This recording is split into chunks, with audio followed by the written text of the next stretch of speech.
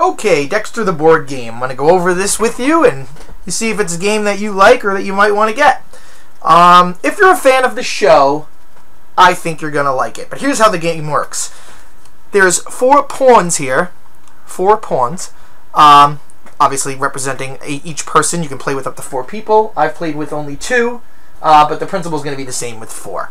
I might be a little more fun with 4 because a little more craziness goes on. You begin the game. There's 3 sets of cards that come with this game. You got Dexter on the prowl cards. You've got calling Dexter cards. And then you've got Dexter on the job cards. Now if you look at the board, there's a bunch of pieces spread out here. All of these that are on hardware store spaces, all these wooden yellow spaces, are Dexter's tools. So all different types of tools, and they all have different things on them. A knife, surgical saw,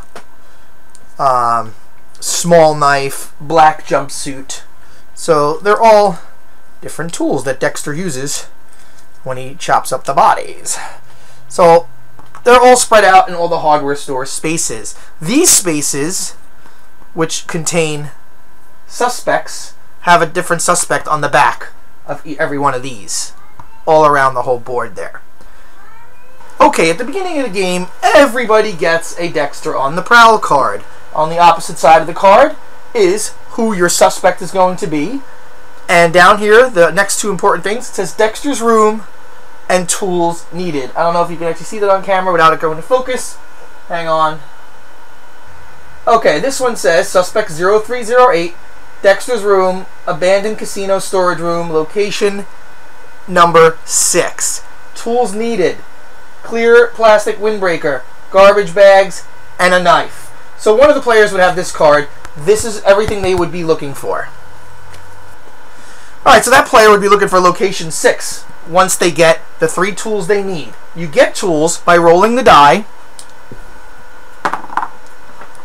and moving around the board. The thing about this board, unlike Monopoly, where a lot of people say this is a roll and move game at heart, yes it is. It's not that complex of a game.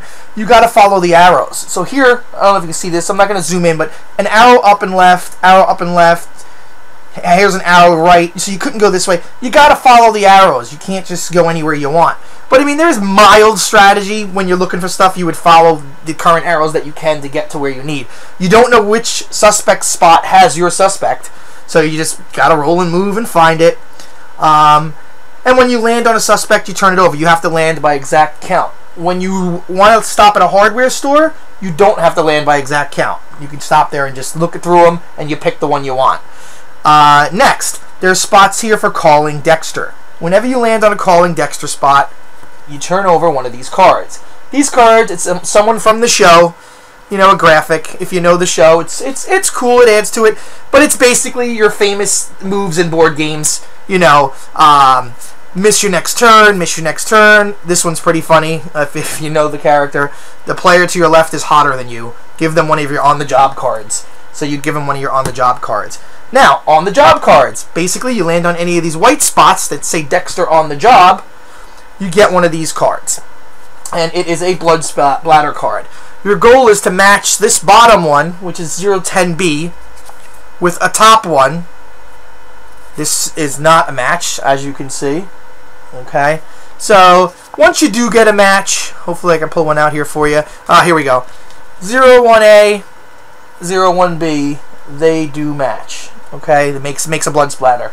You hold on to this. Now, once you move around the board, if you land on a Miami Metro police spot, you can redeem your blood spatter cards and look at somebody else's hand through their tools, through their suspects. If they have something you want, you can take it.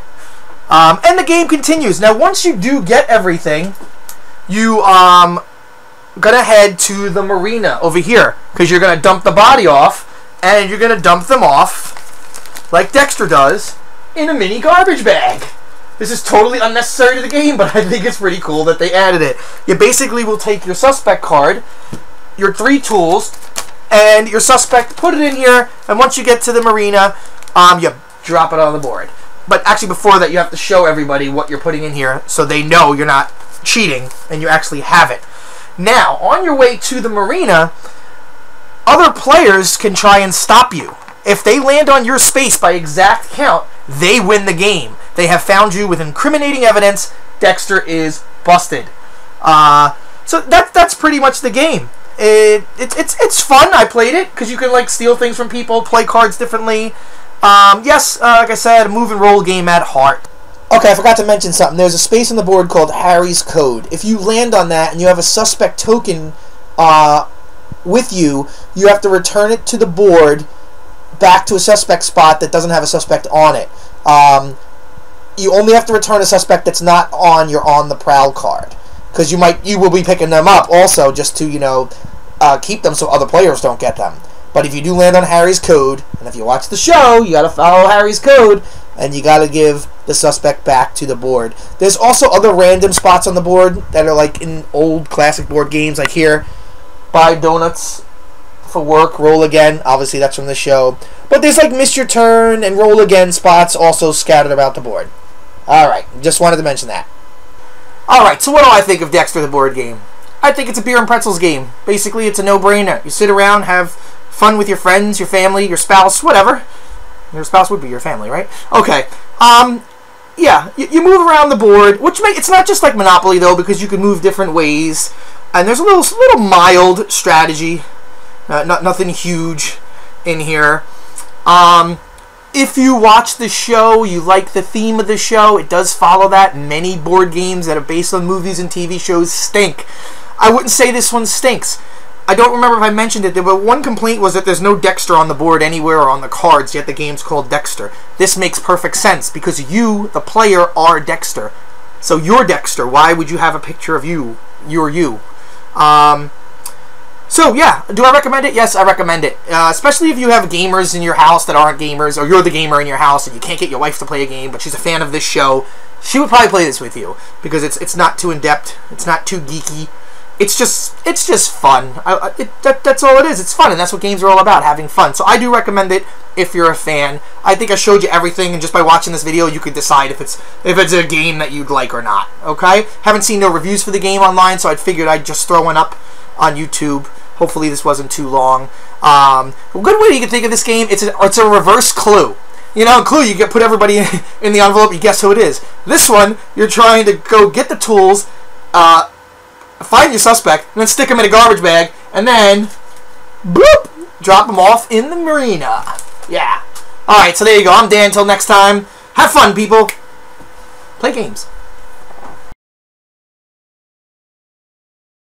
Hey, when you don't feel like playing with yourself, play with your friends.